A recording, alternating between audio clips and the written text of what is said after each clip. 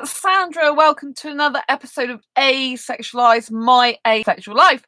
This is a place to be for education about asexuality, all things asexual, and I share my own asexual life journey in order to help you in yours. If you haven't already subscribed, please hit the great big subscribe button down below right here, right now. Please hit that bell icon to get notified of every time I go live like now or post a new video. And don't forget to give this video a thumbs up if you are enjoying the content as we go along, if you find it useful, helpful, insightful anyway, or if you just want to give this channel some love. It really, really helps me out and helps to raise awareness of asexuality. So, if you don't know who I am Sandra Berry, author of this beautiful book, Asexual Perspectives, 47 Asexual Stories, Love, Life and Sex, a celebration of asexual diversity. I'm also the founder of asexualise.com and Asexualise Academy. Well, welcome to tonight's episode. As you know, I like to share my own asexual life journey in order to help in yours. So tonight I'm going to be talking about the 3 different types of emotionally unavailable men. I can barely say it. So obviously I'm on the dating scene. I've been single for quite a long time. I am looking for the right asexual guy to have a long-term committed loving relationship with. I have been trying different things lately. Like I have been trying to go to places where there are heterosexuals.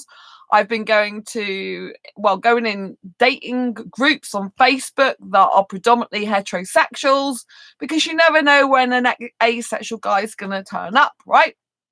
But during the course of my dating journey in general, there's been quite a few times when, you know, there's been guys who have been unemotionally available, right? And this is something that's cropped up in my dating groups. In some of the comments I used to get in there was, why are the guys always emotionally unavailable? Or I'm sick and tired of attracting unemotionally available guys. And, you know, I'm sick and tired of attracting emotionally unavailable guys. That's what I meant to say. So, you know, and it's kind of like, how do you recognize these different types of unavailable, you know, emotionally unavailable guys? Basically, they're unavailable for an emotional connection with you. How do you recognize this? And also, I have got quite a few asexual guy friends who are, and non-binary, who are homo romantic, or they're interested in masculine guys, right? They're interested in guys, basically. So obviously tonight's video is very much focused on guys. I do appreciate that if you're guy, hi Ray, lovely to see you. I do appreciate if you're guy looking for a woman, then obviously, you know, some of these things can apply to women as well. I'm saying them from a guy, you know, a female talking about a guy perspective, because that is what I learn most about, because obviously that's who I'm looking for a relationship, a guy, not a girl. I'm not homo romantic myself. And I watch a lot of dating coach videos. I try and develop and grow myself in terms of relationships and dating, so that when I do go into a relationship, I'm going to be much better person for that person. And it's really good to develop and grow yourself as an individual before you even get into a relationship. It's very, very important. So what are the 3 different types of emotionally unavailable guys, and what should you do about it? So I've learned there are 3 main types of emotionally unavailable guys. First of all, I'm really happy to say I now recognize this type of guy, which is good, which I didn't recognize before. I'm beginning to recognize this type of thing a lot more, which is going to help me in dating and relationships. And that's why I wanted to pass this information on to you. So basically, the very sort of standard emotionally unavailable guy, which we've probably run into quite a lot, but maybe our pheromones, hormones or whatever, or our, you know, like if you don't, you know, you're not really hormonal, but chemical reactions, maybe our crush. I mean, I don't get crushes, but I know some asexuals get crushes. So maybe, you know, all these feelings you get would overshadow this type of person being like that, so you wouldn't really notice they're emotionally unavailable. And if you're emotionally unavailable person yourself, you probably wouldn't recognize another person who's emotionally unavailable, because you're like that yourself. So you wouldn't really understand the difference or notice. So obviously you've got to reflect on yourselves thinking, am I emotionally unavailable? Do you know what I mean?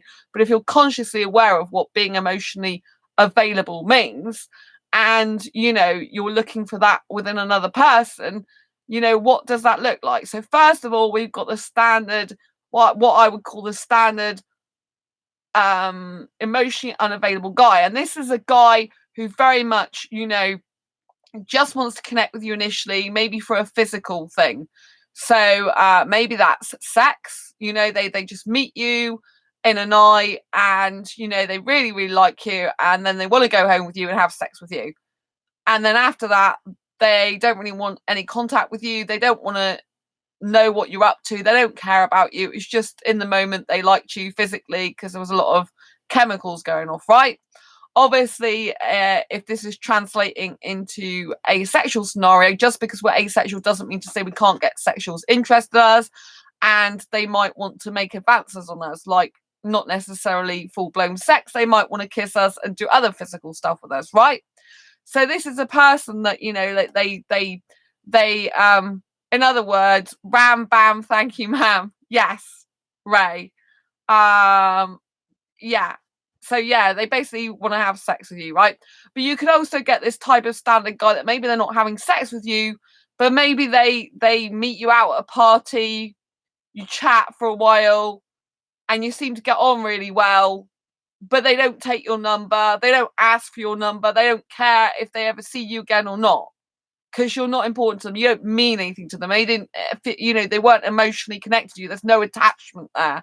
There's no feelings or emotion there. So it might not just be the person who wants to have a physical relationship with you. It might be someone who you've met, you thought you had a connection, you got really, really well with them, and then they just wasn't interested in taking this scenario any further at all. It just ended there and then, right? That's, or you might get a guy who wants to connect with you when he wants something from you, like he's lonely, wants companionship, and then the rest of the time he's not bothered about you, doesn't really care about you because he's got no emotional connection. He's not invested in you emotionally.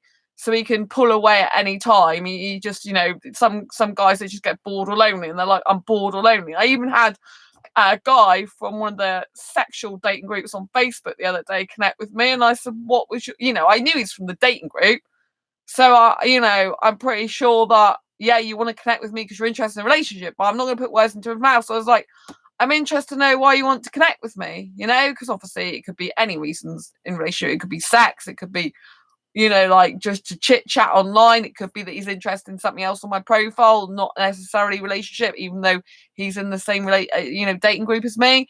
So he goes, oh, I'm feeling lonely. And I'm like, well, I'm not feeling lonely. And I've got a friend I'm talking to. Do you know what I mean? So you don't want to be getting with any of these type of guys that are just talking to you because they're lonely, because they want some companionship at the time, and then they're off again. Or you've got to understand that sometimes, if you have a connection with someone, you may think it's emotional connection, they might just think it's a chemistry connection. So for example, when I go out clubbing and there's these foreign guys that I've like two Indian guys, one's danced with me twice, the other one I kissed me for over an hour last time, saw me, and then he didn't want anything further to do with me, right? He didn't ask my phone number, which I knew was pretty much a dead cert that he didn't want anything more to do with me, didn't really care about me, just wanted the kissing, which was fine because I understood that. So I feel it's good experience for me to go to this club and to meet different foreign guys, particularly like guys I'm into, because it's good for me to notice from a logical, practical point of view, is this guy relationship material? And usually they're not. Usually they go to a club because they want sex or that type of thing. Obviously they're not going to get that from me, but they want some physical stuff. I tend to find the people at the club, they either go with a partner already, or they're single and on the hunt for a sexual kind of connection. So these type of guys are the guys that are not really available for a serious, committed, long-term relationship. They're not going to emotionally invest. So when they're with me, they're not really asking me any questions about myself. It's purely physical stuff. usually, even though I'm asexual, right? Like the guy that stands with me ties is getting a sexual thrill out of the fact that I do sexy dancing, right? That's where it pretty much ends. He doesn't need a conversation to talk to me about, hi, how you doing, that type of thing. There's no involvement. And the guy that snogged me for over an hour, he didn't really need to know anything about me. It was purely a physical thing for him.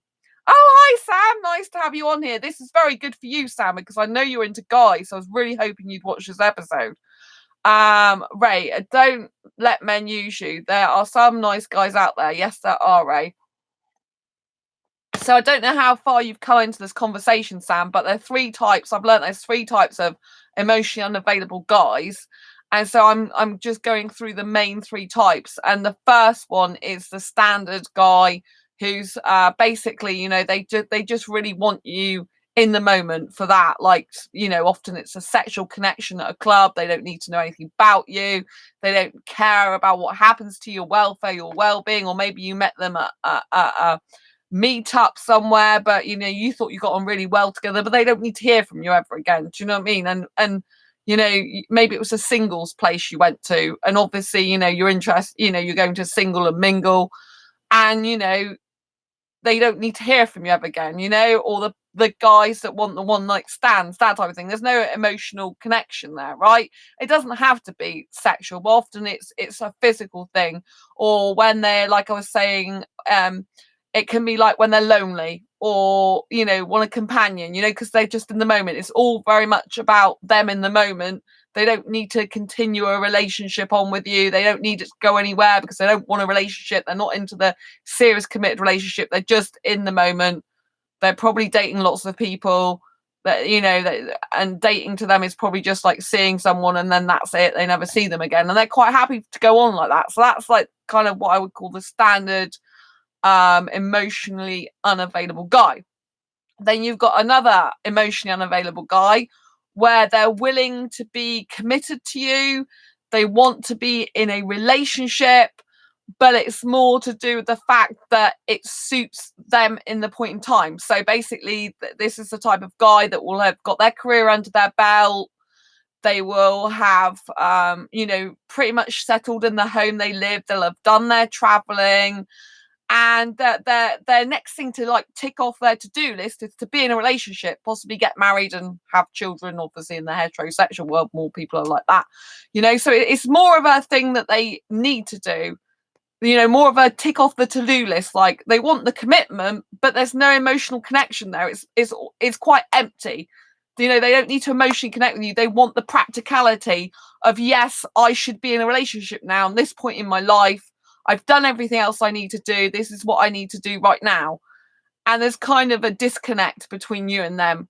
You can't feel that they really understand you on the deep essence of your being. It's more like superficial and more like emptiness, because it's like, well, in this relationship, this guy really, he might say he loves me, he wants a serious committed relationship, but I'm not feeling that in deep internal emotional connection with them. There's like, he's not really understanding my essence. He's not really understanding me as a person. He's not really wanting to work on issues between us. He's more like just there doing what he's thinks he should do and feels that he needs to tick off at that box in that, in his life in that point in time. So this is another, this is an emotionally unavailable guy that, unlike the first type of guy who wants no commitment, nothing more to do with you, doesn't care about you, doesn't need to know you ever again, often a purely physical thing, to this guy who's very committed, they might be, monogamous, and they want the serious committed relationship, but there's not actually emotional connection there. They want it from a more practical point of view, and more like, I've got to tick this off on my to-do list now because I'm at this stage in my life where I've got everything else done. My jobs, my career, everything's pretty much, my house is paid for, everything else is done, but I need a woman to keep me company and to be by my side type thing. So, or obviously if it's a guy wanting the guys, and it's a guy wanting another guy to be by their side and comfort them, and it's just like they want it for practical reasons, not for deep heart emotional connection, which obviously if you're looking for a serious committed monogamous relationship, you want that heart connection between you and the guy. And then there is the third type, and I have come across this type of guy, and I didn't know this type of guy until I came across this type of guy, and then I found out through dating coaches this type of guy exists. And it was quite a relief, really, because I was struggling with this one, and this is a really unobvious emotionally unavailable guy, and this is a emotionally unavailable guy. This type of guy is called the emotionally available unavailable guy. So he's an emotionally available unavailable guy, which this is the hardest one to spot and recognize, and this can be the most painful one, because what happens is this guy, he's able to connect with you on a deep emotional level. He can feel your heart to some degree, or maybe a lot more degree than other people ever can. He seems to understand you. He seems to know you. You can share your secrets with him. You can share your life and world with him. He will be very make time for you, space for you. He will connect with you emotionally deeply than many other people that you might have ever found in your life. And you'll be like, wow, this deep connection that we feel should lead to a relationship. You can kind of like feel that. But this person isn't available for a relationship. So they can't be in a committed, serious relationship. And they might even tell you, I can't be in a serious, committed relationship. So they're available in terms of connection, and they might make you feel like your bestest ever friend, that they share their secrets, they've got all the emotional intimacy you've ever wanted, but they're not actually available for a relationship. And so this person is very difficult to work out, because usually we associate commitment and connection as going together. But for some people, like the second guy I talked about, they want the commitment of the relationship, the marriage, the kids, that in the home, to fulfill a purpose and a role. Like, that's what's supposed to happen in my life now as a man. I'm supposed to have this woman by now. It's time's getting on, and this age, blah blah blah. So they're willing to be committed, but they're not emotionally connected to you. Then you've got this other guy who's really deeply emotionally connected to you. They could feel like they know you better than anyone, but yet they don't want to be committed. They can't be a committed relationship. Why is this? It might be to do with the childhood issues they've got going on, like trauma from their childhood, or maybe they had a mother who, when they tried to emotionally connect with their mother, that the mother would reject them or something like that.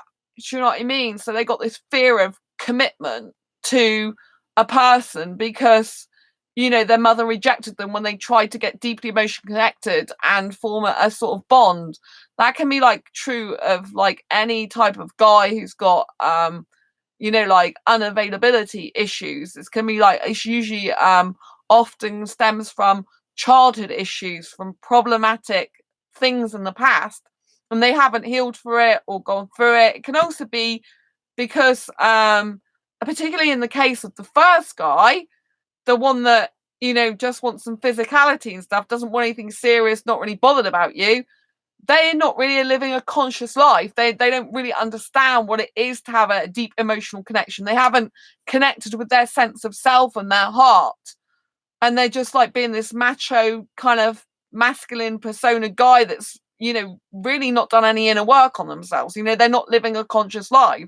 So in this life, you've got a lot of people that are unconscious. They're living their life day in, day out, somewhat robotic sometimes as well, in the way they've been conditioned to do through society. And guys are being the macho, that they think they're being masculine, but they're like being the masculine macho guy, not the masculine who has femininity about him, which is the type of masculine guy that we need in this 21st century. And there are more guys out there. So this guy who's a truly masculine guy of the 21st century, he will be having some femininity about him. He will be connecting with his own heart. He will be realizing he's got trauma from the past that he needs to deal with, and he'll be getting therapy for it, or help for it, or working through it with a coach, or we'll be doing some sort of inner work to realize that he's not perfect. There's a lot of issues going on, often stems from childhood, and he needs to work through them.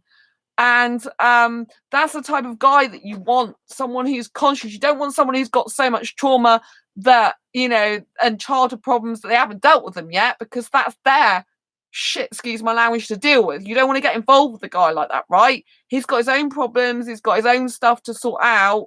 Let him get on with it, right? If you meet this type of guy, say, okay, I appreciate where you're at. You obviously need to get this sorted, get some therapy, sort it out.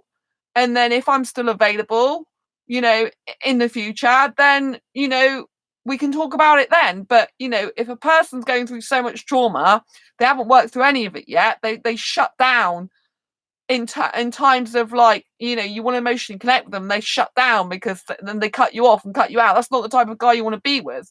Ray, I was like the third guy for 30 years before I met my first girlfriend, who became my wife, but divorced now. Oh, right, Ray, that's very good of you to admit that. Wow. That's very, very interesting. So you were the guy who was very emotionally connected but didn't want commitment. Is that right? That's the third. The emotionally available, unavailable guy was the third guy I mentioned. Yeah. So that's very interesting that you admit that. Congratulations for admitting it. It's really important. So, those are the three type of guys that, oh, right, that's really interesting.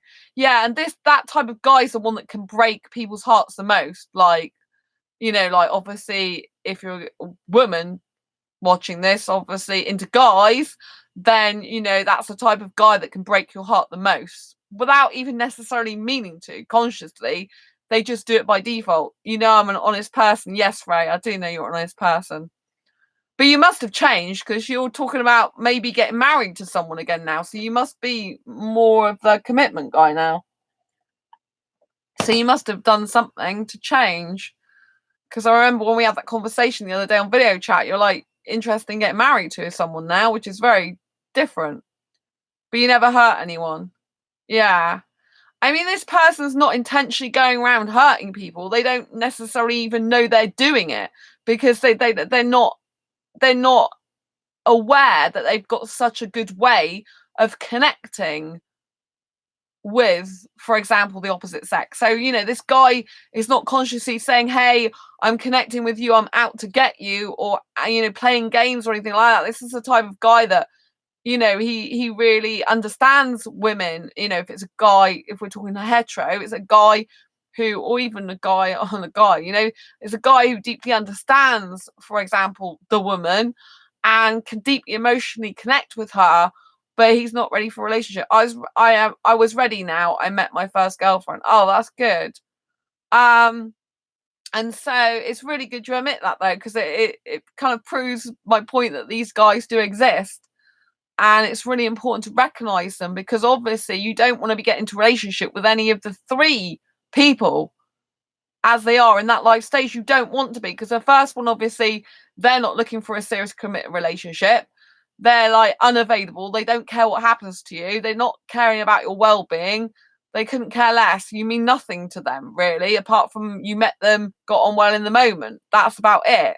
The second type of guy, right, you could end up in a loveless marriage where, the guy is giving you he's got the house sorted, paid for, he's got the car, he's got, he's got all his, career sorted out, everything's good in materialistic terms, but there's no emotional connection, or deep emotional connection that you need. Maybe there's a surface level one, but you don't want to get involved with him and be married to someone who doesn't emotionally connect with you, because you probably likely find someone else later on that does emotionally connect with you, and then it'll be like your marriage is lacking for something you didn't realize, and you're getting it from this other person.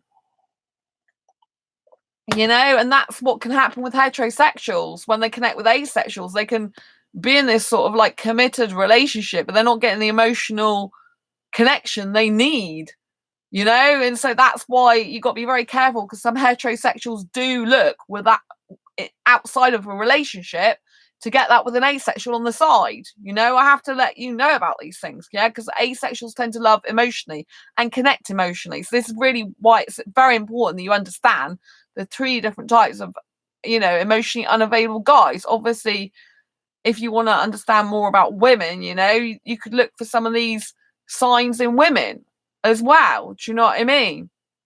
It probably works both ways, but I'm just giving you my advice on what I've learned about guys, because I do know a lot of my asexual friends are into guys actually. So and like I said, a lot of people in my asexual dating group I've heard mention, like, why the guys I keep attracting emotionally unavailable. But once you start recognizing these 3 different types of guys, you know that these are the type of guys that you don't want to waste your time on, that you don't want to get into a relationship with, and you certainly don't want to commit to, because they'll be no good for you. They will hurt you. They can't give you what you want if you're looking for a serious and deep, committed, loving relationship. I did have an abusive childhood, as you know. That's the reason why I had to deal with that first. It's good to deal with emotional problems first before getting involved with someone. Yes, Ray, it is so important, and that's what I was trying to say. And you're a really good testimonial to this. Is that the guy needs to do his own inner work. He needs to, before he gets into a relationship, he needs to be doing inner work on himself to heal himself as best as he possibly can before he gets into a relationship, because he's not going to be stable for you. He's not going to be strong for you. He's not going to know what the hell he wants half the time. He's going to be up and down. You don't need that type of guy in your life. So he needs to do the inner work. And if he's not prepared to do the inner work, bye-bye, And you don't wait around while he's got, for years waiting for his inner work. You don't need that. You leave him be, right? If it's meant to be, he'll come back to you and say, hey, are you still single? Are you still available? I've done my work now. I'm showing up now for you, how I should have shown up before. But if the guy can't do that, move on. These guys are not your guys. None of the 3 types of guys are your guys. You might think that particularly the guy who's emotionally connected to you, you might think he's your guy, but he's not your guy. The guy who's your guy will want to be committed and connected to you at the highest levels.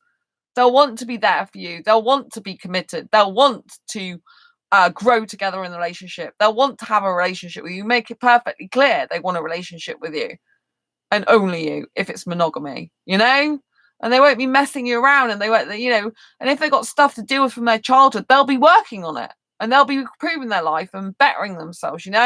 Obviously, like, every person usually has some childhood trauma, sadly, but it's true. So you're never going to necessarily get a guy that's completely healed and done every single little bit of work on himself to make sure he's picture perfect. Do you know what I mean?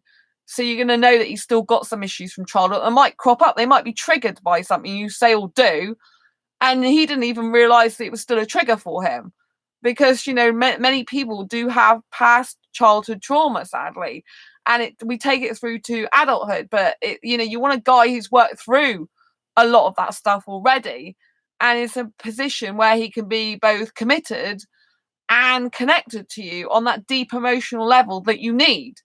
And if this guy is not showing up like that, then he's not your guy, and you need to move on. And that's as simple as I can put it. Really, you move on, right? If he's meant to be with you, he'll come back into your life, and he'll, turn up and show up as he is. If not, move on. You have to move on.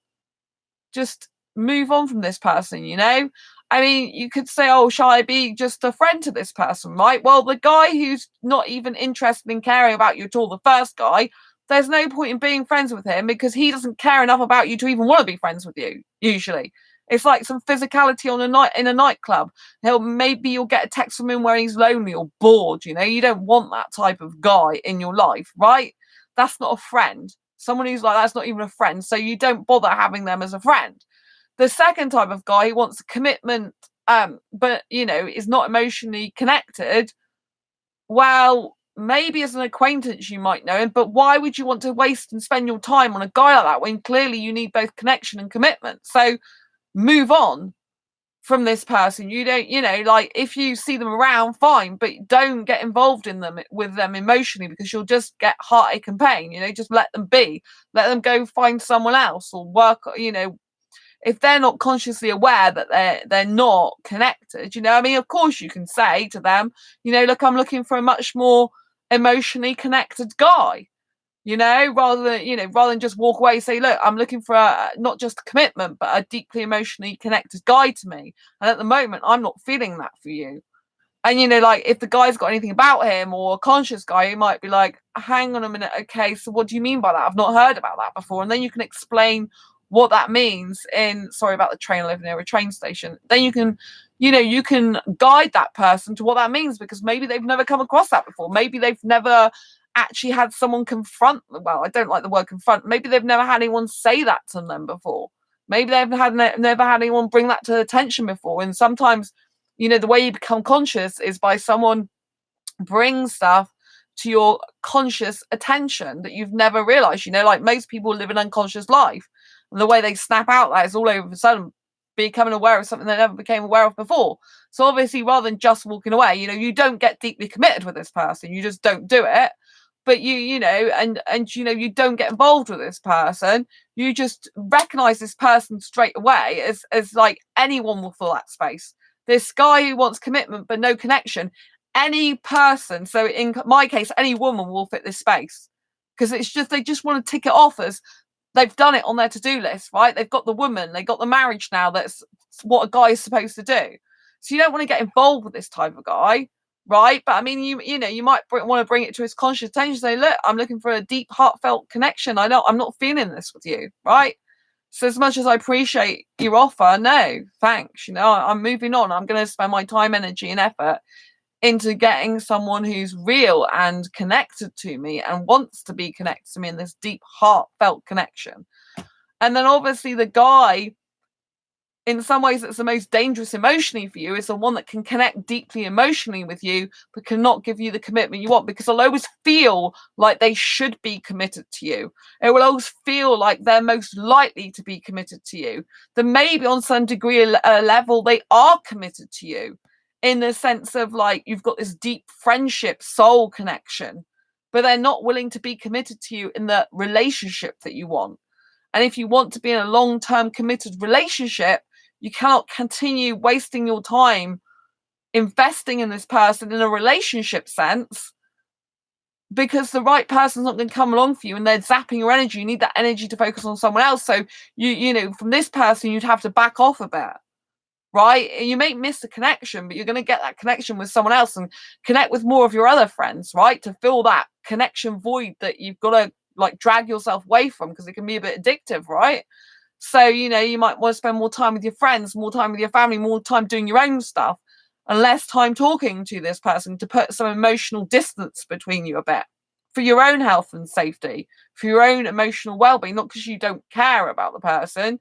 You know, you might still want to be friends with this person, but you have to, if you're friends with them, you have to know that it's not going anywhere, that you're never going to have that connection you want, you're never going to have that commitment. You might find that you have to leave this person entirely behind out of your life because it's too emotionally upsetting, because you feel like you're in a relationship with them all the time when they're not committed to you. They can't give you that. Do you see what I'm saying? Some guys won't admit they have a problem. This is true. This is true, right? And they have to admit they've got a problem. If they don't, they're not your guy. You do not want a guy to not admit his problems, because how's that going to bode for a relationship with you later on? It's not. They're not going to be able to face problems that you bring to their attention. There's going to be problems. They're not going to want to fix the problems. They're not going to want to talk to you about your feelings. They're not going to want to listen to you about your feelings. They might even start saying stuff like, oh, you're too emotional, you're too sensitive. You know, those type of guys that say these words, they're not good guys for you. Maybe they're right for someone else, but they're not right for you. They're not your guy. So you don't be with them, right? Because you don't be with them. You deserve the best guy for you. You deserve someone who's emotionally connected to themselves, emotionally connected to their heart, who can cry. It's important to have a guy who can cry sometimes. You don't want a guy who can't show any emotion, because obviously if he can't show any emotion, he's not an emotionally available guy, right? Because he can't show emotion. That gives the game away, really. Do you know what I mean? Yes, he might be committed to you, but is he going to still, you know, understand you want the deep, foundational soulmate connection that you really, really need? That, you know, that you want someone to understand you. You want someone to understand your quirkiness, your essence, your being. You want someone to just get you, you know? You want someone to understand you. And you're going to have to, in the relationship, in a serious, committed relationship, you're going to have to negotiate things, right? Things you like and need in a relationship, and things they like and need in a relationship. You know, and all this requires a deep heart, emotional connection. And if you've got a guy who's got issues or problems and he's not dealing with them, that's not the type of guy you want to get into a relationship with. The guy you want to get into a relationship with is someone who's consciously aware of themselves, always wanting to develop, grow themselves, and work on their issues and problems. That's why sometimes it's hard to find a suitable asexual relationship, because there's quite a lot of asexual guys that I come across that don't want to admit they've got problems. They don't even see they've got any problems. They think it's all the woman's fault, exactly. When you got guys saying stuff like that and thinking like that, then obviously they've got issues going on. I'm in the wrong job. I should be a relationship counselor. There you go, Ray. New profession, 5 years in training. I've done basic counseling skills course, and I've done coaching, life skills as well. And I used to teach for the NHS how to recover from mental ill health using social media, actually. I've got some background. That's what I am. I'm basically a relationship coach, for asexuals. So not counsellor, coach. They're different. You have to have 5 years training if you want to be a counsellor. I don't want to be a counsellor. I looked into that. It's not me. You have to say certain things and react in certain ways. Textbook, and I'm not a textbook person, as you can say. But yeah, it's really important that you recognize and understand all these three guys, and that you need a guy who does realize he's got issues and problems that he needs to work on, and that he might always have some issues and problems, like you going to, because two people are never perfect. Two people don't necessarily heal everything all the time. Some healings are constantly ongoing, but you want a guy who's going to be there for you, who's going to show up, who's going to not run away at the first sign of a problem.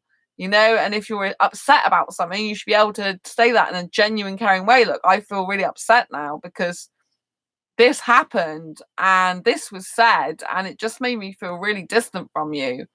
Or, maybe you haven't heard from them for several hours, and the last time they were like, oh, yeah, I'm just popping out for lunch. And then, you thought they were going to message you afterwards, and you haven't heard from them for hours. You might be like, especially if you're a person who has some attachment kind of like narrative going on, where you have you do get attached easily, you might be like, well, what's happening? Like, when are they next speaking to me? Do you know what I mean? So it might be like, the person needs to tell you that I'm going to have lunch now, then I'm going to be doing X amount of work. So I'll catch up with you like later before I go to sleep, or message you tomorrow, that type of thing. You're going to have a lot of backwards and forwards, honest, open communication. And a guy who's not willing to grow and develop himself, he won't have that mentality to be able to do that, to be able to take your feelings on board, to be able to realize that a relationship does involve another person and you do affect each other. It's no good saying, oh, we're in a relationship together, but neither of us are affected by the other person. That's just ludicrous. That's not reality. Do you know what I mean? You're going to be affected by each other, by their actions, non-actions, reactions. It's a live being that you're with. Do you know what I mean? I think you should stick to saving animals. Yes, right. It's good. But like Ray says, you've got to have a guy who knows he's got issues and willing to work through them and to improve and grow. You don't want a guy at the first sign of problems shuts down, stops messaging you, doesn't phone you, doesn't video chat with you. You don't hear from him for hours and he just stops speaking to you. That's not the type of guy you want. That's a guy who runs away from his problems. That's a guy who doesn't want confrontation.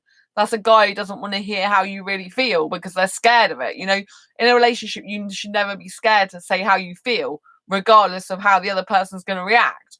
And you should be able to hear out the other person in their truth, as they are. It might not always be what you want to hear, but you should be able to hear their truth and have time to hear the truth. You should be wanting to work issues and problems out, not have a guy who's like going and retreating and doing whatever on his own, but not communicating with you. Like maybe he does need some time on his own to think, but then he needs to be telling you like, hey, I'm feeling a bit overwhelmed right now.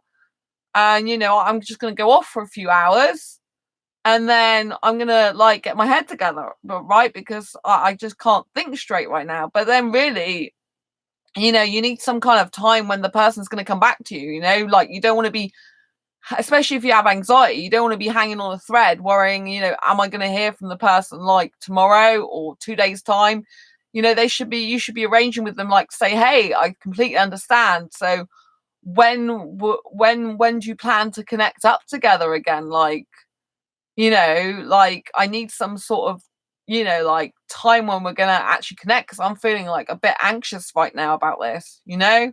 So I understand, I'm perfectly happy for you to have your time out, but I need, for my own kind of peace of mind, I need to know when we're next connecting. You know, is it tomorrow? You know, we just, you know, we have a conversation just to see how things are going, and obviously if you need some more time, but I just need that connection with you, you know. So it's very important to be truthful always. Exactly, Ray, because if you're not, if you know, like if a guy is just like shutting you out, he's not really being totally truthful and honest. In a way, he's kind of like withholding information from you about how he's feeling, and that makes you emotionally shut off from him. Like an emotional connection requires vulnerability. It requires you to say, I'm feeling really upset now, you know, like hand on heart, I'm feeling upset. Both the guy and the girl should do that. If there's a guy and girl scenario, I mean, guys shouldn't be afraid of saying their emotions. They shouldn't be like retreating and cutting you off and shutting you out, because that's not going to be good. You know, an emotionally connected relationship should be like, I'm feeling a bit hurt right now. This happened between us and I'm feeling hurt. I need some time and space. I still love you, but I just need some time on my own to like think things through, you know? Like I'll connect with you later on, and I'll message you like, you know, before I go to sleep or whatever, or I'll connect with you back at 11 o'clock. You know, I just need this time out, or I'll connect with you tomorrow. I just need a night on my own, you know? But they need to really be giving you, like, if you're an anxious person in general, they need to be giving you some sort of time scale. You don't want to be hanging on thinking, you know, like blah blah blah. You know, like I'd much rather, if I was with a guy, him say to me, look, I need some time out, and then arrange a time when we're, you know, I know he's definitely going to be in contact with me again. I don't want to be left in limbo, you know, like it's not good feeling, is it? You know, and I think the more distance you put between, I think you need your own space sometimes, but I think the more distance you put between each other, the more distance it becomes, you know, and the less emotionally connected to the other person you feel. And when you are deeply emotionally connected to the other person, you know, you can feel it kind of tearing your heart a little bit, you know, it's kind of pulling on your heartstrings because you're so emotionally connected to this person. You're kind of like one with each other, like proper soulmates. So when they're upset or anything affects them, you will feel that. And maybe you have a hard time concentrating on doing anything else because you want to know how they are and you care about them so much, which is quite natural. And that's why you don't want this person who goes retreating and who doesn't talk to you for days. You know, you want someone who's communicating their needs, wants and desires, communicating the fact that they're upset right now and they need some time out, communicating that everything's okay. You know, I still want to be in a relationship with you, but I need time out to just process this, you know? And that's the type of guy you want to be having, you know, and that's the type of guy that you want to look for in a relationship. You know, these three other types of emotionally unavailable guys you need to avoid, or just realize that if you're around them, that's not long-term commitment relationship material. So for example, if I meet a guy in a club, he's not asking for my number after he's, you know, kissed me or whatever, it means that he's the first type of emotionally unavailable guy. He's not really interested in me outside of that. And so long as I'm aware of that when in the moment I'm kissing him, that that's probably how it's going to end, then that means I'm not going to get hurt because I'm not going to get emotionally attached. And if I don't want to get emotionally attached, then in a way I don't need to ask the guy much about himself, you know, I don't need to get involved in his life. But I have to do that from a point of view and perspective of that's what I'm going into.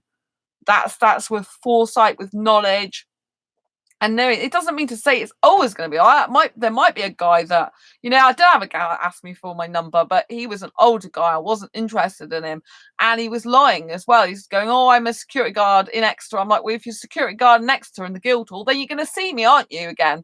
And you'll recognise me because I go in there all the time. It's just bollocks, you know? The problem with relationships are days, nobody communicates. Yeah. Um, yeah, there is a lot of people that don't know how to communicate effectively, and they just all in their own head all the time. They can't express backwards and forwards to each other how they feel.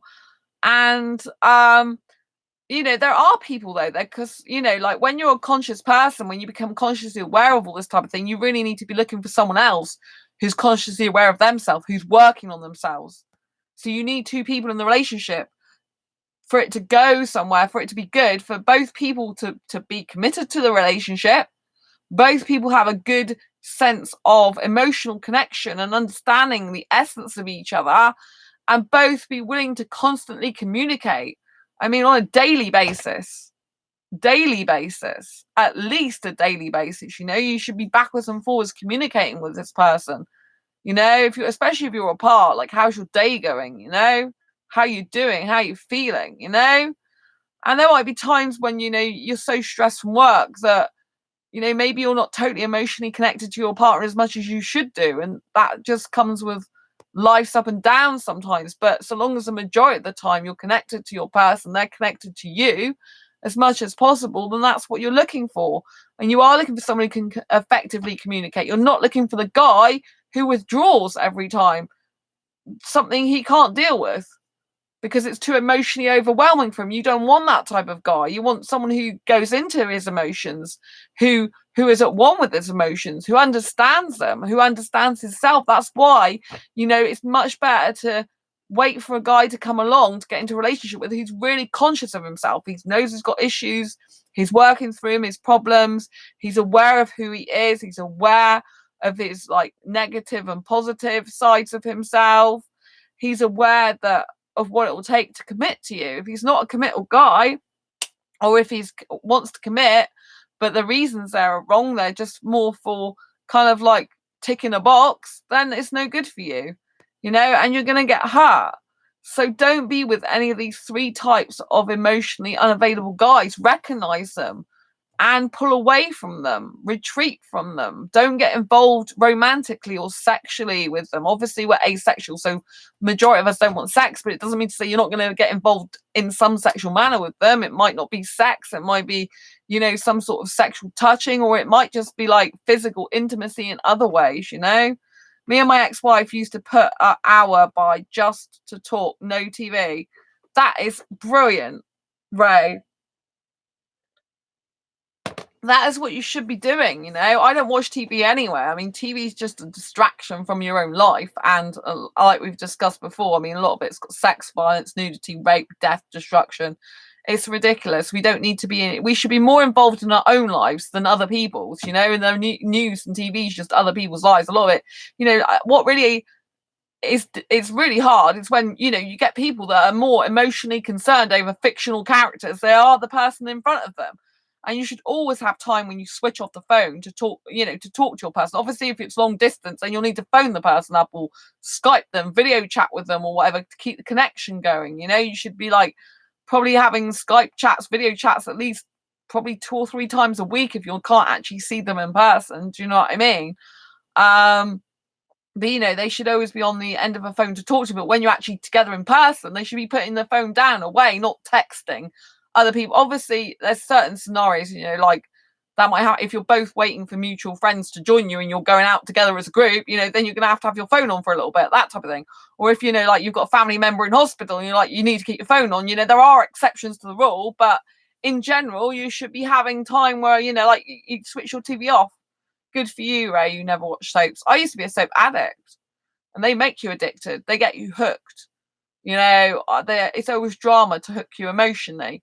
And a lot of it's subconscious. You don't even realize these programs are hooking you emotionally to make you feel a certain way. And, you don't even realize until you stop watching them how they make you feel at the time, because you don't think they do affect you. They're just fictional, right? But if I go back to actually, so my parents watch soaps constantly. So if I'm over there, I'm watching them with them, right? And it's quite funny because nothing much changes. But, you can feel yourself. Like if it's a really hard-hitting storyline, I can feel myself inside being more emotional, and more upset over certain scenarios, And so it's kind of good to have a temporary experience where you can tell the difference between being consciously aware and unconsciously aware of how things happen to you. And it's really good, Ray, that you don't watch soaps. I don't watch TV. If I put the TV on, it's to watch movies on Blu-ray or DVD, which usually I've always got no sex in them. I try and always get no sex. And, you know, I'm very aware of how movies make me feel, but I try and get movies that are superhero ones that really empower me, that make me feel like I've got a boost of energy, that make me feel like I can take on the world. But you do love Simpsons. Oh, I like The Simpsons too, but I don't watch it because I don't have TV on. But yeah, Simpsons are good. I love kids' TV, you know, kids' movies. Well, I don't watch TV, but kids' movies. But yeah, I'm not a fan of TV. I have more productive things to do. It's good, Sam. It's very good, you know. TV just takes up so much of people's lives, you know. You know, like people could be living a much better, bigger purpose than themselves, but instead they're sat watching them in 4 to 6 hours of TV every day. And that time that you're watching all that TV could be spent doing something much more productive, like writing a book or drawing a painting or, you know, like doing some pottery or taking a course to improve your self-development or personal development, you know, something far more useful in life. You know, you don't want to be dying and on your deathbed thinking, what did I actually do with my life? Oh yeah, I got up, I ate, I put some clothes on, I went to work and I watched some telly. You want to be remembered for doing something, right? Not just living that type of robotic life. You want to be remembered for doing something. Like Sam will be remembered. Well, I don't like talking about this because I don't like talking about things like this.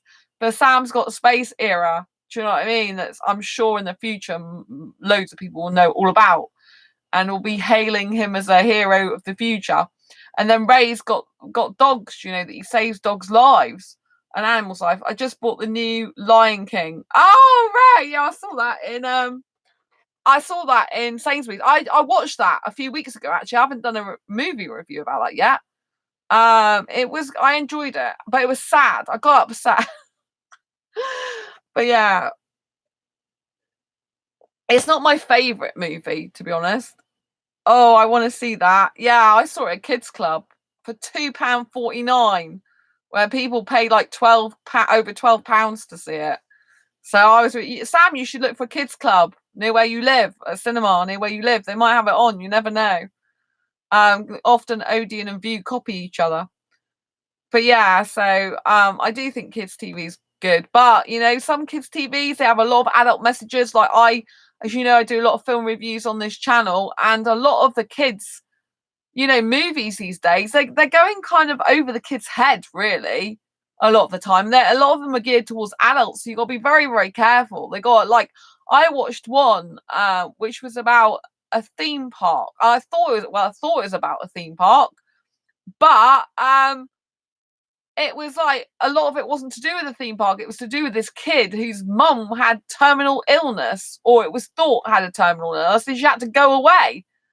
And then she built this imaginary theme park which came to life, and she ended up being in it.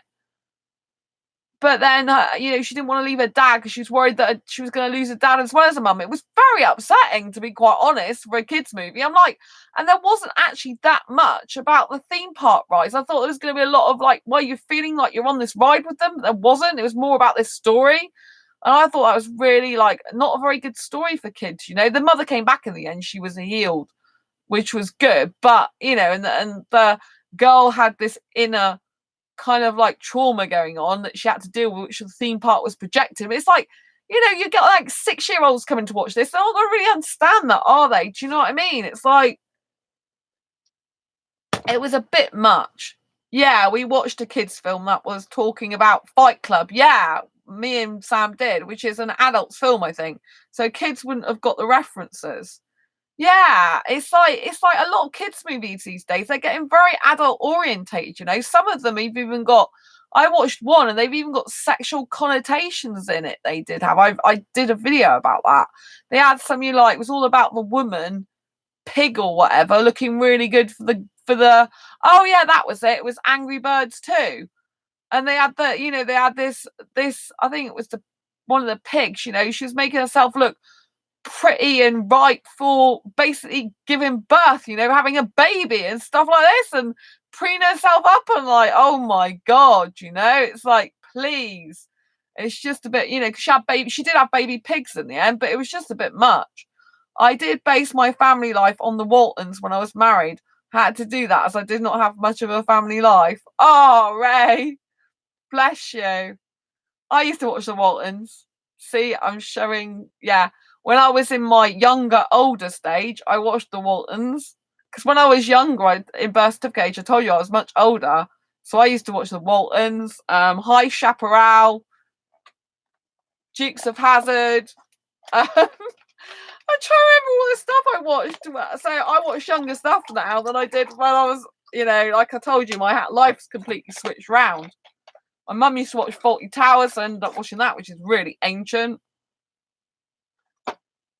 A lot of stuff I watched is because my parents watched it, to be honest. And they're a lot older than me, obviously.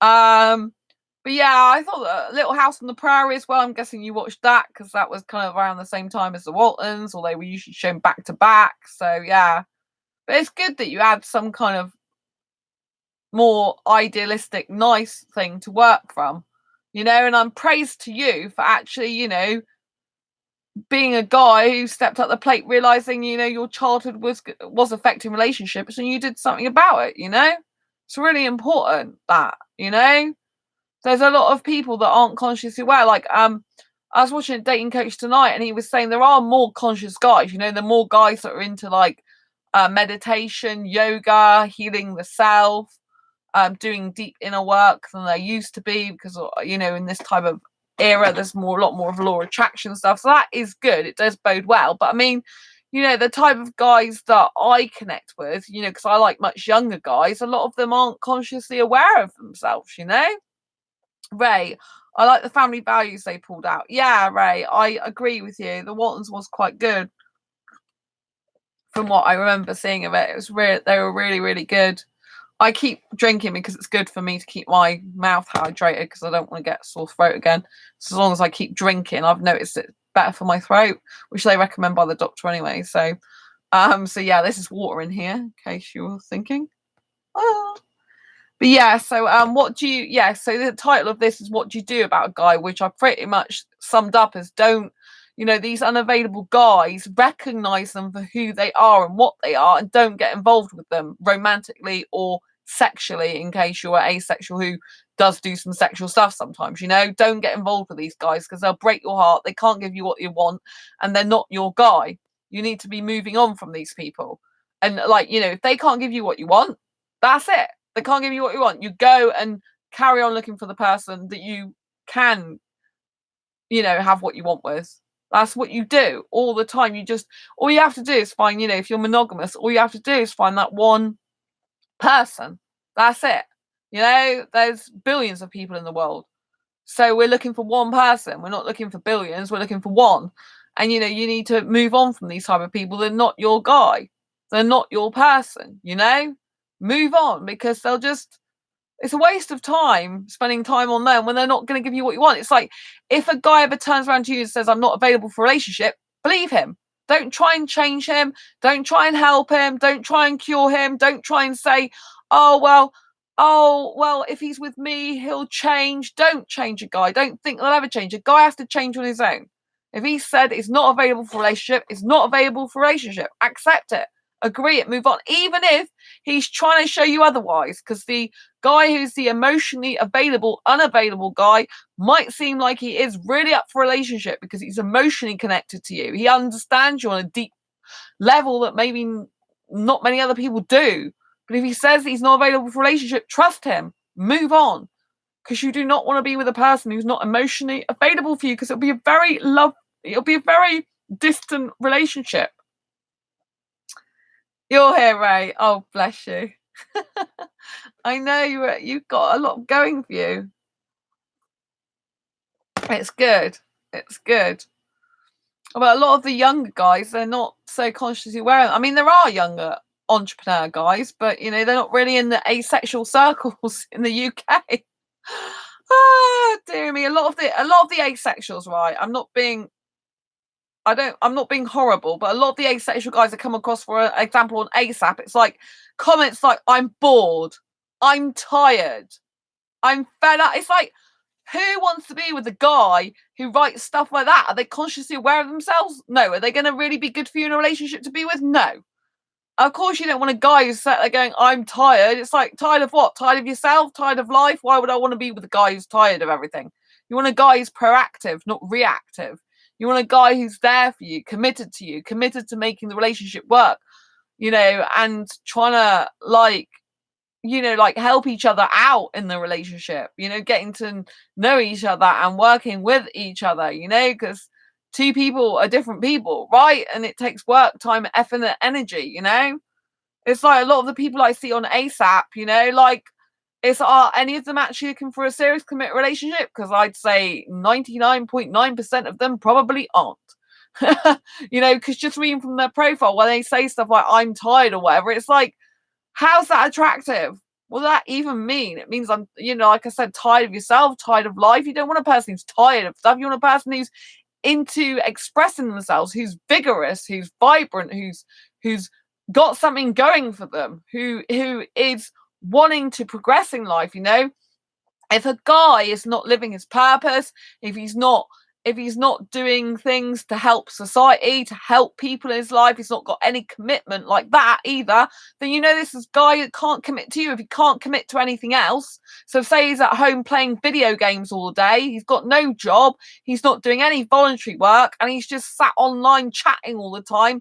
That's not the type of guy you want in a serious committed relationship, because he's not committed to anything else in his life. He might be living at home with his parents, he's got no job, he's not interested in doing voluntary work, he doesn't want to help the community out.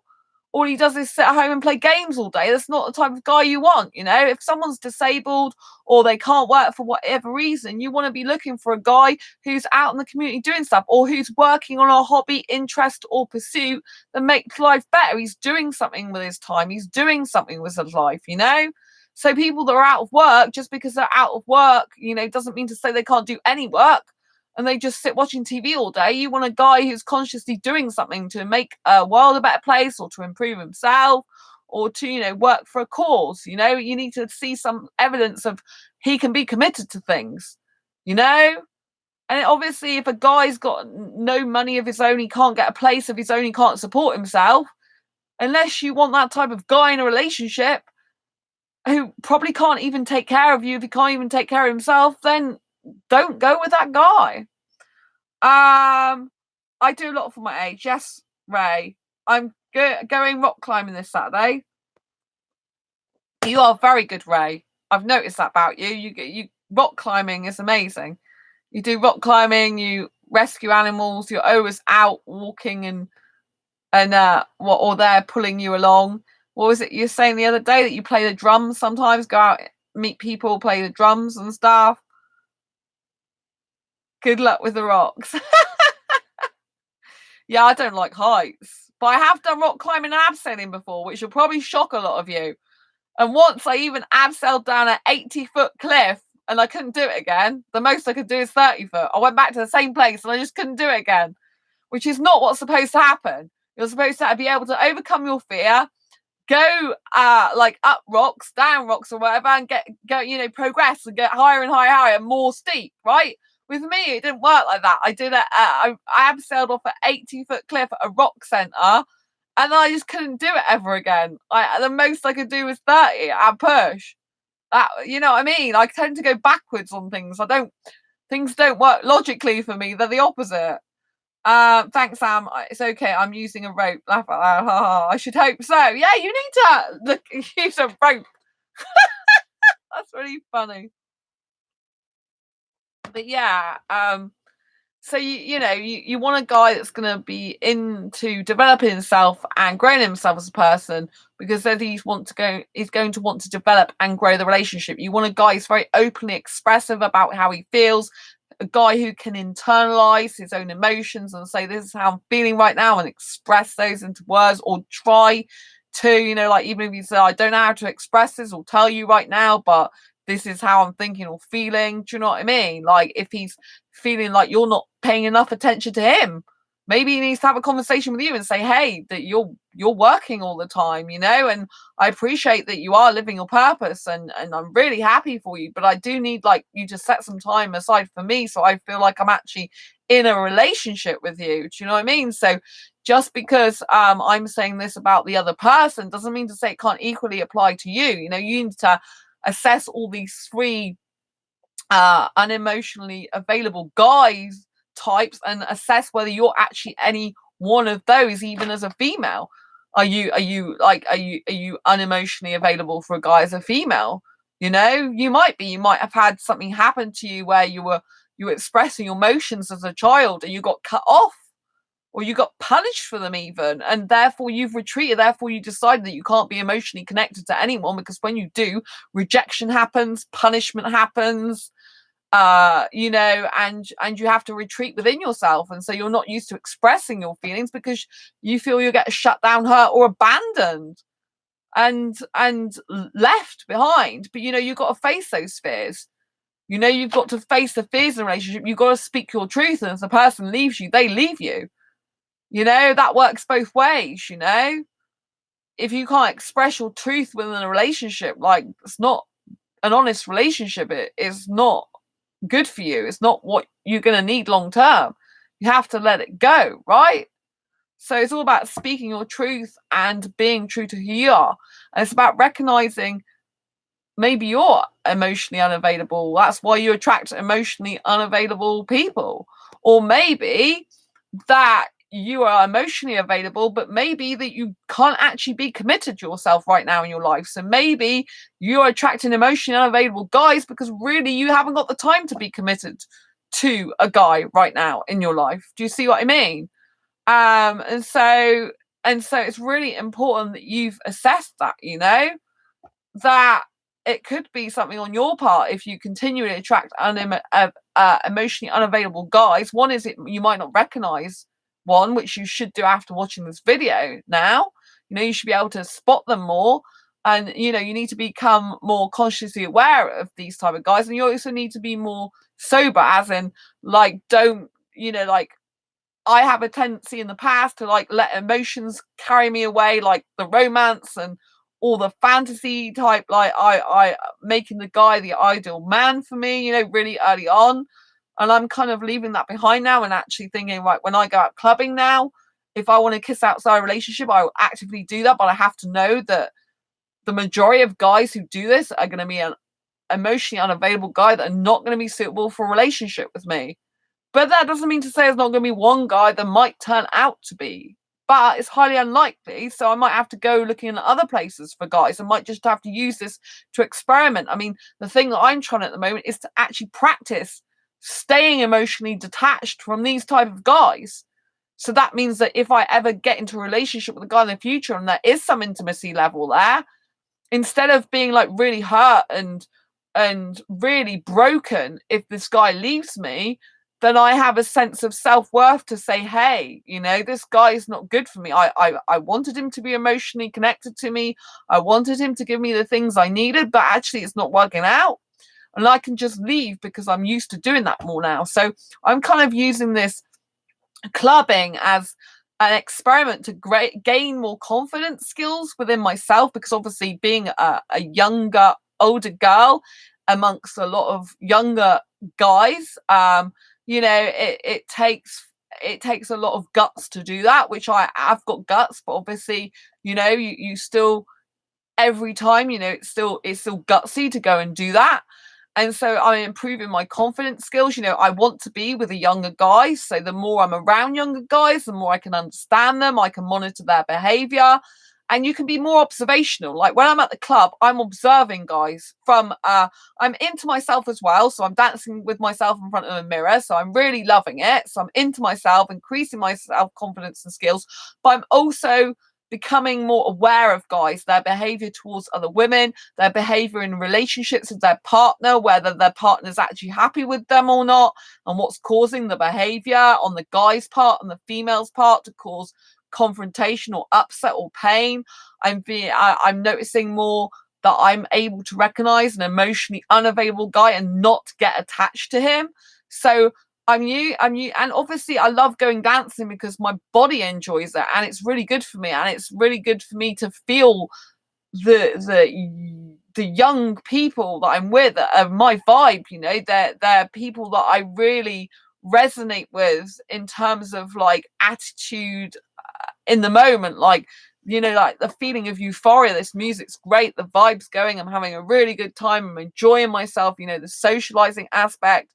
And I find a lot of young girls, like, even they're you know, they're like 19, 20, maybe 21, early 20s. There, some of those actually come out to me and say, "You dancing on your own, like come dance with us." And I find that so welcoming. You know, I find a lot of women my own age don't do stuff like that, but you know, like birth certificate age, you know, but young girls are doing it, you know, and I find that very like refreshing. I'm trying to kind of maybe see if I can be a bit more friendly with girls, because I'm used to being, you know, mostly guys are my friends. I get on best with guys. I feel most comfortable around guys. I just do, and I can emotionally connect with guys quite easily. Sometimes quite startling easily, you know. But I have to understand what creates emotional connection. So the guys that I've been clubbing, you know, that I've been more intimate with clubbing, I'm not emotionally attached to them. If I observe my own behavior, I'd say maybe there's some little degree of attachment there, like the first guy I danced with, like who I've danced with twice now. There's been this case of I do want him to dance with me again. I like the fact that he, you know, whoever young girl he danced with, he always comes back to me because no one can compete with my dancing. But I think there's still some issues for me that I have to resolve within myself that I could use that scenario with, like maybe holding more boundaries and stuff with guys in the club. Maybe I can practice that more going forward and stuff like that. Right now, I'm kind of practicing more of the kissing outside of relationship detachment stage, but I think there's going to be a time, maybe not right now when I'm practicing that, but maybe kind of later on a bit more, that even, you know, I need to be more boundary driven and more assertive in that way, you know. So it's kind of like really good sometimes when you're at a stage that maybe you think, right, okay, I'm still looking for a relationship, would like one, but that's not my only focus at the moment. While I'm like interested in still in a serious committed relationship, I would like that as the end goal. You know, at the moment, I think it's good to experiment with these things while I'm still single, and you know, and learn the art of detachment a lot more. You know, I think it's really important for me to learn the art of detachment. I've got a pattern of like getting attached to guys too quickly emotionally, and I want to kind of break that pattern. I want to kind of say, like, okay, if a guy's intimate with me, like I prefer that in a relationship, if I'm honest. Still, I think most people would, but I want to be able to practice the art of emotionally detaching from a person, because I don't want to be in scenarios later on in my life where I get hurt again because I've just become too emotionally attached to a person. And also, it's good for me to be able to observe behaviors of guys, different type of guys, you know, like, excuse me, what did Ray say? You're scared yourself, that's the reason. Also, always be truthful to yourself. I dance with you. um I you know, like I could be in a relationship with the right guy, you know, I know that, but there's not the right guy available for me at the moment. They're not the right, you know, the right guy hasn't shown up for me. Um so until that happens, you know, like it's important for you to experiment sometimes with your own personal growth and development, you know, and to try new things, you know. I'm good at being vulnerable and open, but sometimes I can be too open, you know? Like you can get a scenario where, you know, like a lot of women are closed, right? Because they've been hurt in the past and they've been shut off from their emotions and they're not emotionally in touch with each other and they're afraid of opening up and being vulnerable and getting hurt. But you know, there are equally some people who are too open, too honest, too quickly, you know? And so that's kind of sometimes I think been me sometimes, you know, I'm I'm too open too quickly with a guy, you know, the wrong guys. So I think it's very good to like go out, try things, and observe your behavior, And like the only reason I want to be in a relationship really at the moment, like, well, need a relationship because I don't need one, is I like the kissing. So if I take that scenario and think, right, well, if that's what you're saying at the moment you need, then why not get the kissing outside of a relationship so that needs fulfilled, and then you don't need a guy as much. You're not going to jump into a relationship with the wrong guy because you want to kiss him, and the only way you can get the kissing, you've told yourself, is by making yourself in a relationship, right? So if I make it like I don't need to be in a relationship to kiss a guy, then it takes away the need to be in a relationship with every guy I kiss. Do you understand what I'm saying? Do you understand what I'm saying? I've always felt I needed to be in a relationship in order to kiss because that's like my intimacy, right? But if I really need to kiss because I'm very, like it's something I physically need, and it's a great need of mine, that I can't see being fulfilled in a relationship for a very long time because I can't see me just ending up in the perfect relationship or right relationship. It's not happening right now. I'm still looking out for it, but it's not happening. Then like by allowing myself to kiss outside of a relationship, I'm setting myself free in that way to no longer be confined to like every guy I get intimate with on any levels got to be with a boyfriend, because that's just dangerous territory. Just because a guy kisses you doesn't mean to say he's going to be the best person to be in a relationship with. He might be the most amazing kisser ever, but it doesn't mean to say he's great to be in a relationship with. Do you know what I mean? You're putting a little dancing up. Oh, so that's funny. So it's really important that like sometimes you might have to take yourself out of the dating scene for a while. Like if you're feeling angry or hurt or in pain, you might have to say no dating for now. Or other times you might just be able to need to experiment somewhat to develop and grow yourself as a person. And that's what I feel like. I really love dancing. I mean, I am hopeful that I will meet a beautiful Indian guy at the dance place that, just maybe he's asexual. Maybe he's coming out with his mates. He's not really totally into the dancing thing because he's like, oh God, there's going to be loads of sexual people there. But hey, I'm at uni. I'm out with my mates. So, why not go with it? And then all of a sudden he sees me and like we get talking, and then, we actually get on really well, there's always that possibility that could happen. And I kind of guess I do hang out for that. I guess I kind of think that if he's going to be anywhere, he's probably going to end up there, because I know that's a place that most guys who are foreign who like dancing is going to go. But like I said, that maybe this guy, if he's asexual, and doesn't realize it or whatever, maybe he's like hanging out with his mates going there, and it's kind of a group thing, and then we kind of get talking somehow. It might be, or maybe just like it's not meant to happen at the moment. Like I've got to sort my career out first, and then my career will take me to London more, and then I will meet the asexual guy in London. Or maybe he'll turn out not even to be asexual, but he'll be able to be a guy who can actually live really without sex. You never know.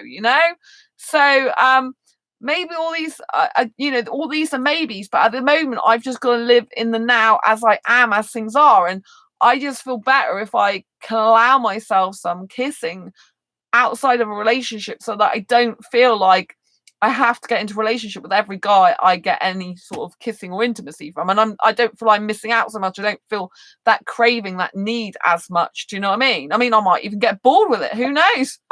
Might turn out to be a person who's like, oh, this is boring. But no, I mean, it did run through my head. Like when I was kissing the guy first of all, I'm like, am I a bit bored by this? Because I usually get aroused through kissing. I didn't get that at all. So that was a bit weird. And then I think, Sandra, he's just not kissing you the way you like to be kissed. Just quickly sort it out in his mouth, show him what you need to be done. Basically, he wouldn't even know I was doing it really, because to me he wasn't very experienced at kissing from the way he was performing.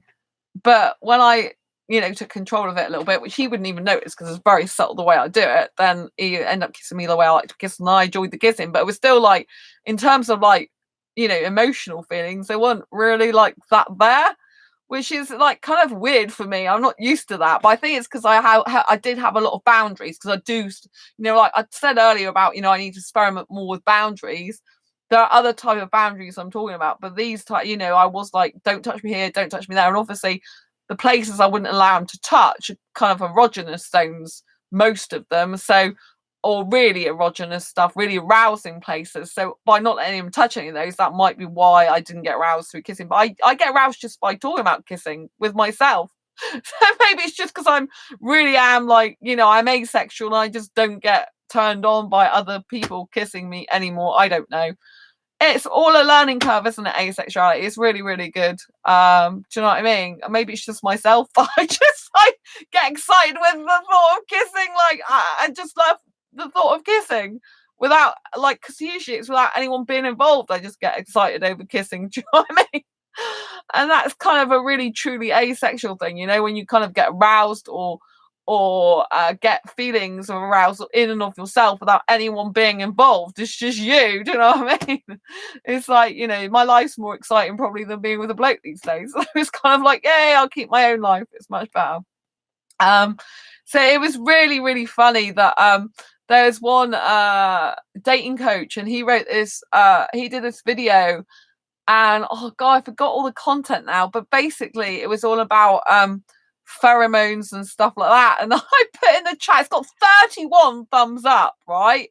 I wish I could get it up now for you, because I wrote it and I got a loads of thumbs up. Let me see if I can quickly open a new tab with you while still talking to you. I'll see if I can.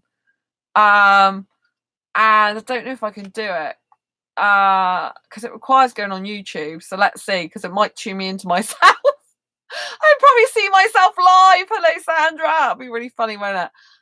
You can still see me, so I'm still talking to you like normal. But I want to see if I can get the comment I made up, because it was really good. Oh yeah, I'm live now, and you're watching me. I can see myself. That's so funny. It's really, really funny. Yeah. So I wanted to go to my notifications because I want, oh yeah. Where is it? Oh, I commented on men like women liking younger guys as well. Oh, this was it. This is really funny, right? So this was this dating coach's video was titled "This Makes Him Less Interested in Other Women," according to scientific study, right? And my answer from 2 months ago, which has got 31 thumbs up, so lots of people liked it, was this is what I put. I get a lot of oxytocin from myself daily. I feel loved up with myself and life 24/7, and I don't think any guy can compete with that and meet my needs. It's so funny. It's absolutely true, though. I mean, I'll probably do at some point a self-love course for single people and how to date yourself and really, like have the most amazing romantic relationship with yourself ever, because I really do a lot of the time just feel completely loved up with myself. I just feel like I love my own company. I love taking myself out on dates. Like when I go food shopping even, I'm kind of like smiling, looking up at the sky at nature and thinking, I say that I'm not one for actually nature per se, like I'm not really into nature as such, but I do like it when I'm just walking, because I'm in the city. I'm just walking along and I see like the sky and everything. Do you know what I mean? And I see, the beauty, and I'm just thinking, I'm free in this moment, and I'm doing some food that I'm gonna love eating, and everything's great, and all that type of thing just makes me feel like really loved up with myself and really romantic, because I'm making myself feel so good. So this because this is I've written this from my Asexualized My Asexual Life stream, profile. So from this one that you're watching, so this person's put this woman called Christina's put, "Asexualized My Asexual Life. We need to bottle that. If I could get the same oxytocin fix off my own self, I'll finally be able to get all my goals and aspirations accomplished. This business of feeling addicted to a man for connection and love is very overrated, and in more cases than not, very disappointing and disillusioning. I'm 44 and just so over it." So obviously they really love what I had to say, which means to me that I think I should do a course on it at some point. I thought about it ages ago, actually. I got the title for it as well. So it's something I actually really thought about doing. And I went on to say about the fact that I self-date a lot and go to the cinema and things like that. So, and what else I do, so it's really good. And there was this funny thing as well. I did actually talk about there was a video from someone else about what about why younger guys like older women. And this one guy said that the person who did the video said the wrong thing, you know, and that a woman should never tell the guy the most mesmerizing points about them, because that's baggage, and you know they don't want to hear that.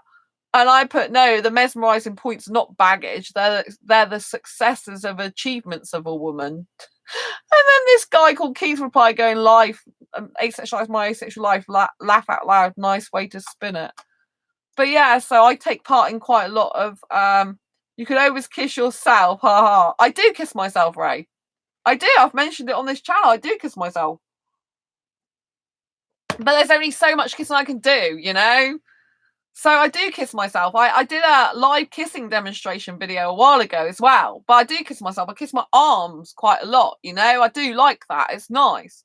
But there's only so much. It's not exactly the same as kissing a guy, you know? You can't, you know, like I'm not able to get in my own mouth because I love tongue kissing. I can lick my arm. I can tongue kiss my arm. But it's kind of not exactly the same feeling as a mouth. It's really difficult to describe. So I like deep penetrative kissing with the mouth. It's like making, with the tongue, it's like making love with the tongue. So it's like the tongue goes into the hole. It's kind of like mouth sex, I guess. I don't like using that word. I call it making love with the tongue, you know? So I'm not interested in the guy's genitals or below the waist, but kind of like the tongue in the mouth, I kind of guess represents the genital stuff that other people usually do, like the penis in the vagina, which I don't really like talking about. It grosses me out when I say that and make that kind of comparison. But you know, like the tongue in the mouth is kind of like that scenario, but it's an exciting scenario usually, you know, because it feels really good. Like I'm not interested in sex, it doesn't really do anything for me. So it's kind of like that in terms of the mouth, you know, when you're like tongue kissing yourself on your arm, there's only so much of that you can kind of do. It's still really nice. I do really like it, but it's kind of like, one, it feels a little bit odd because you're doing it to yourself all the time, but it's still kind of self-love. And two, it's like you can't get exactly the same feeling because you're not in a mouth. Do you know what I mean? Like years ago, I used to do open mouth kissing, but even open mouth kissing someone else feels really good because you can kind of, obviously I can do that to myself as well, but it's kind of like, I used to not even do tongue kissing. I didn't even think about it. It's only my last long-term ex decided to do that one day, and the idea kind of grossed me out at first, but then when he started doing it, I got so used to it that I really enjoyed it. And I'm like, well, I prefer tongue kissing now to open mouth kissing, but I can still do open mouth kissing if I need to because of you know, but I don't get the same feelings from it as tongue kissing. Tongue kissing to me is much more intimate. Do you know what I mean? But I can do open mouth kissing still. I know how to do that still because I like kissing in general. But so yeah, I do kiss myself, you know, I hug myself, I stroke my arms, I do this to my hair as well. Sometimes I love my hair. I'm into my own hair. I'm like, oh, your hair's so beautiful. I'm growing it long, as you notice. I think I look younger when I have it longer. And it's like getting really long now. And I'm really happy because it's the shape I want it to be as well. Like the ends of it are just beautiful. So, you know, and I've got a picture of myself on my iPad now as well. My favorite picture of myself I put on my iPad. Oh my god, I'm like, yeah, you look sexy and hot and that, Sandra. I think I just fancy myself and yeah. But I didn't used to be that way. But it's like, well, what the hey? Now you know you're loved up with yourself. You take yourself out on dates. Maybe like you just have guys for kissing and then just be with yourself for the rest of your life. You know what I mean? I don't want to end up in a relationship with a guy where I'm less happy with him. Do you know what I mean? Because I just love my life so much. You know, the more I think about it, the more I say I love it, the more I actually do love it. You know, I love the fact that I can do what I want when I want. I love the fact I can go out and have my freedom. I think maybe, Sandra, you're just a non-committal type at the moment. I mean, I can be committed, obviously, but I haven't found the right guy to be committed to and anyone worthwhile committing to. Do you know what I mean? That I'm attracted in all the ways I need to be attracted to. So, you know, I'm thinking, well, be the maybe non-committal person until, well, you should be like, you shouldn't be committed to someone until they're committed to you and have that conversation about, I want to make a commitment to you, right? So So yeah, maybe I'll be the non-committal girl for a while, kissing and non-committal and just enjoying the kissing, because basically that's all you can do anyway until someone decides to step up to the plate and actually show you they're worth committing to, and actually wants to be committed to you and talks and has that conversation and shows them, not just tells you, you know, because telling you something and showing you is a completely different thing. If someone goes, I love you, I care about you, yet you don't hear from them for days, they don't love you, they don't care about you. Someone who loves and cares about you wants them in your life, wants you in their life on a regular basis or daily basis. It should be more. The more you get connected to them, the more they should want you in their life, the more they should want to hear from you, the more they should want to spend time with you, the more they should want you to be a part of their life, not less. If it's getting less, then something's wrong, isn't it? Do you know what I mean? So, you know, I just be at the moment, if I go to clubbing, I'll just be the kissy, non-committal type, unless a guy shows genuine interest. And I've got to make sure next time, really, that I don't ask for the guy's phone number, that I see if they ask for mine, if it gets to that scenario again. And if they don't, then I know that they're not interested in seeing me ever again. And that's okay. Do you know what I mean? So I've kind of got to get out the habit of, you know, like asking for a guy's number. But I just think, like, sometimes, you know, like in modern society, you know, girls can ask guy out or ask for their number sometimes these days. But obviously, you know, like I did before, like I did give the guy my number, but I knew that really was a red flag. You know, if a guy's interested, he'll ask for your number, so he won't want to not have that connection with you or whatever it was. I think kissing, you know, makes you a bit more like, that's the type of person you'd more likely think about having a relationship with. Whereas the guy I'm just dancing with, do you know what I mean? It's like completely less attachment to him. But I do notice, you know, like, it's really good to experiment with your feeling. It's really good to experiment with how you feel. You know, it's really good to put yourself in scenarios where you're consciously thinking, like, how am I feeling right now? Like, if this guy dances with me, then he goes and dances with another woman, is it going to hurt my feelings? Am I going to feel jealous? Am I going to be upset? Or am I not going to give a toss? If I kiss this guy, if I don't ever see him again in my life, I'm going to be really hurt and in pain, or I'm going to realize that there's these type of guys that exist, and it's okay to just kiss them in the moment and then never see each other again. You know, if I do this, you know, how is it going to make me feel? If I don't do this, how's it going to make me feel? And sometimes, like, you know, like when you're developing and growing yourself, you actually need the space and time to be able to do that. You know, right now probably isn't the time for me to settle down into a long-term committed relationship. That's probably why I haven't found the right guy, because there's things I still need to learn about myself, things I still need to develop and grow myself in terms of relationships and dating. And, you know, like I feel like I'm growing a lot more rapidly these days with the things I'm learning to do with guys in relationships. And it does help the fact I'm going out and actually being around different types of guys, you know, because when you're not actually in a social scenario and you're not actually meeting different guys in whatever context, and you're just like, you know, like you're staying at home, you're not actually learning anything, you're not observing anything apart from on TV or in the street. You're not, do you know what I mean? When I'm putting myself in a social scenario like the dancing, it's like where there's more likely to be pheromones and hormones going off, where there's more likely to be guys I'm interested in terms of age, because obviously I'm interested in younger guys, and where there's, you know, like, I'm feeling good and I'm growing my confidence skills, but I'm also really growing my relationship skills and how I relate to guys and watching how they relate to other women. I mean, a lot of the guys these days that go to clubs, I mean, it's kind of like they're waiting for the woman to pick them up. So, like, traditionally, when I mean pick up, I mean like come and get them. So traditionally, it'd be kind of the woman would look like, kind of like in the old-fashioned films, she would like drop a hanky out of the carriage on the floor, and the guy would be there to pick it up for her. And kind of like now, I'm noticing clubs, these guys are like puffing their chest out, like standing back, waiting for a woman to come and get them. And I think it's a bit sad, to be quite honest. It's a bit like you're so desperate for a woman to come and get you that you're puffing and preening your chest out, like, and standing back and not even dancing with anyone. It's like you can't even dance with a woman because she's like, she's got to approach you first.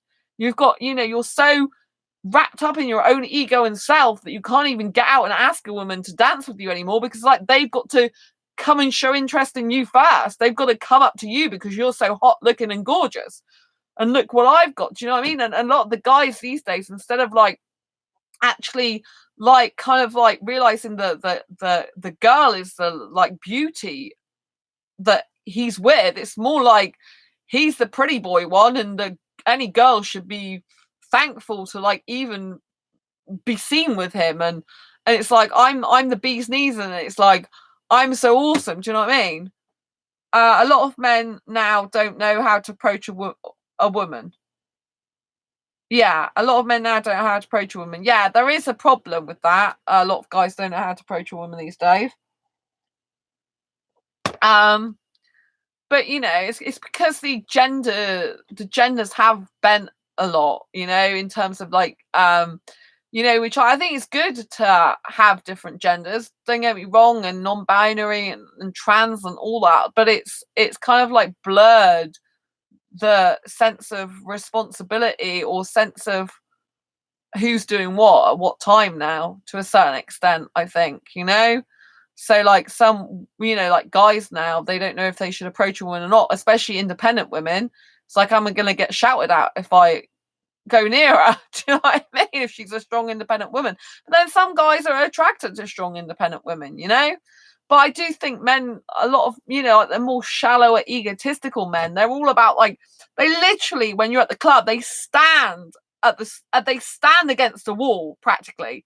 Some of them are even touching the wall with their ass, right? But they're against the wall nearly, not even dancing. I'm just thinking, God, you must be having such a miserable time just waiting for a woman like 20 minutes to catch your eye and start smiling at you, or coming over to you, or coming up near you, because do you know what I mean? They're kind of just waiting there, not dancing or doing anything, because it's kind of like they've got to wait for the woman to do anything. And I just think that's so sad.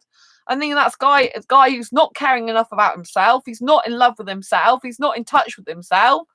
All he's there for is for a woman to validate him, which is what a lot of it's about, validation. Oh, look what I've got on my arm. Look who I'm kissing, or look who's into me, like, because I'm such a pretty boy, A lot of it's about validation and stuff like that. Like, it's to do with ego. It's not because, they're not looking for a heart-centered, heart-filled connection to make a genuine, long-term committed relationship. They're there just to puff out their chest a bit like a bird, and to say, look at me, aren't I pretty boy? Yeah, come and get me. And there seems to be this sense now when I'm out clubbing that that they are waiting for women to approach them, or to at least half approach them, like come near them. I know if I went over to some of those guys and started dancing, they'd be fine. They'd be like, oh yeah, let's get it on, baby. You know what I mean? But I don't do that. Apart from the first guy I started dancing with, I did actually approach him. The first Indian guy, last time he approached me first. But the time, because I didn't even really recognise him, which is quite funny. He goes, oh, do you remember I danced with you before? And I'm like, oh, it's you. That's really cool. Because it meant like I wasn't that interested in him before to like pine over him. I remembered him. I didn't even remember it was exactly him. I thought, oh, he seems familiar. And I just carried on dancing. I thought, if he's interested in you, Sandra, he'll come over. If he's a real man, he'll come over. If he's not, he won't, And it did take him a little while, but not too long. But yeah, the first time he was actually stood. And I was like really innocent back then, because it was the first time I've been clubbing in a long time, like years. And so I went over to him because I thought, I felt sorry for him. Like, oh, haven't you got anyone to dance with?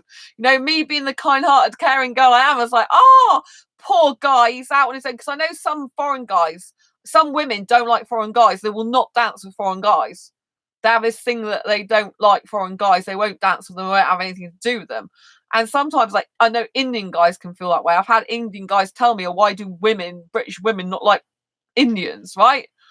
I'm the opposite, obviously. And so this guy I could see looked like he was Indian, but he was stood, and he was stood against the wall. At that point in time, I just thought, I'm over here, he's over there. I've got no one to dance with. I'm okay dancing on my own, but it'd be nice to dance with someone. He's over there, so that's why I spoke to him, and we end up dancing together. But last time it was him that was stood. He stood on a wall near me, and I know he did it because he recognised me and he actually wanted to dance with me. But he was stood against the wall, looking at me dancing, and I just carry on dancing because I've learned a lot of stuff with the coaches, and that is, a guy wants to be with a woman that's enjoying herself. So, obviously in a deep meaning committed relationship, you don't have to worry so much about this stuff. You're not trying to do anything specifically to get a reaction. But obviously I knew that if he's interested in dancing, he has to come over to me. I'm not going over to him. Don't forget, this is not a serious committed relationship scenario. This is a scenario where this guy is a macho. He's not a masculine feminine guy, he's a macho masculine guy, ones that I'm not really into. Well, they're not relationship material, are they? But and so I thought, yeah, but if you're a really masculine macho sense of guy, rather than the masculine feminine guy, which is the type of guy you do want, rather than masculine macho egotistical guy, which this guy is, then you'll come over to me. You'll see I'm having such a good time on my own that you're gonna come over to me, and it worked. Basically he did in the end, because I thought, there's no way I'm going over to you, mate. You either come to me or don't bother, because I don't want his ego to be that big that I have to go over to him all the time. It wasn't going to happen. I'd made a stand. I thought, right, whatever women you dance with, you can dance with whoever you want. Because the first time he was with me, first of all, he's like, oh, how old are you? And I said, I've come here to dance and enjoy myself. I haven't come here to tell you my age. Do you know what I mean? Because I had, just because I said to him about coming over, did he want to, are you on your own about dancing with me? I was like, to have a good time, not to talk about my age. I don't talk about my age. So he was funny about that. And then he kept he kept like looking around him at other girls all the time. He's like really not paying much attention to me. It was all about, and then in the end, I ended up dancing with these other two guys. And then he wanted to know me, because it's like, oh, she's got other people, other options. I've got to go after her. And every time these other guys tried to dance with me, he would overtake them and make sure he danced with me instead. But this last time was different. He went to a wall specifically facing me when I was dancing. He was probably waiting for me to recognise him, which I think I vaguely recognised him. I couldn't remember if it was him or not, and I wasn't that bothered, I'm like, whatever will be. Either come over, step at the plate, or he won't, or just stand there all night, or after some other woman. And then apart from one time when I think I went to the toilet and he was dancing with these two girls, which he danced with for a few minutes. He came back to me the rest of the night. He was dancing with me all night. Do you know what I mean? So, but I mean, he's single. He can do what he likes. He can dance with whatever women he likes. I can dance with whatever blokes like. It doesn't matter. But I thought I was very interested in his change in behaviour.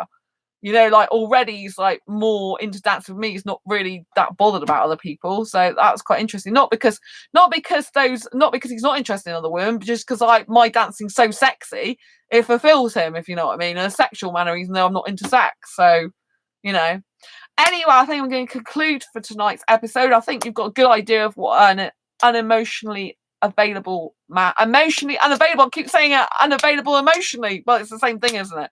That unavailable emotionally for you, an emotional unavailable guy, and unavailable, vice versa, same thing. They're not emotionally available for you. Do you know what I mean? So you've got the standard guy who basically, doesn't really care if he never sees you again in his life. You've got the other guy that wants a commitment but doesn't have the deep emotional connection with you. Basically, they just want you to tick you off as something they need to get done in their life, like get married, have kids or whatever. And they need a family life, and that's what they're always expected of them. So they're just doing it like there's not a really deep emotional connection there. Then you got the third guy who's emotionally available for you. He's really connected to you, really understands you on a deep fundamental level, probably acts as though maybe you're in a bit of a emotional relationship together, but he's not actually available for a relationship. And so all these guys are not your guy. You need to move on to someone better and more suitable for you. Okay, I think that summarised it up. Thank you so much for watching tonight. Thank you, Sam. Love you lots as always. Thank you, Ray. Lots of love to you too. Really appreciate you being here. Appreciate all the comments. If you've got any more comments, queries, questions, please leave them down below. I noticed there's a person that's left a couple of comments on one of my videos while I've been watching this. I'm not sure which video they left it on or where it is. It might be some other channel, but I think it's this channel. So I will reply to them shortly or as soon as I can. And anyway, until next time, brace your quaggy on each other. Don't forget to give this video a thumbs up if you enjoyed it at all. Don't forget to share this channel with anyone. Share it on your Facebook page, youtube.com/asexualise, my asexual life, and get people to join in the chat. Thumbs up, and don't forget to subscribe if you haven't already. Turn the notifications button on so you hear every time I'm about to go live or release a new video. And thank you so much. Very enlightening. Good night all. Oh, thank you. Night, Sam. Night, Sandra. Night, Ray. Night, Sam. Lots of love to both of you and everyone watching. I know there's been another person watching all this stream. Lots of love to them too. Bye. Take care. Embrace your quirky on each other. See you on the next one. Take care. Bye.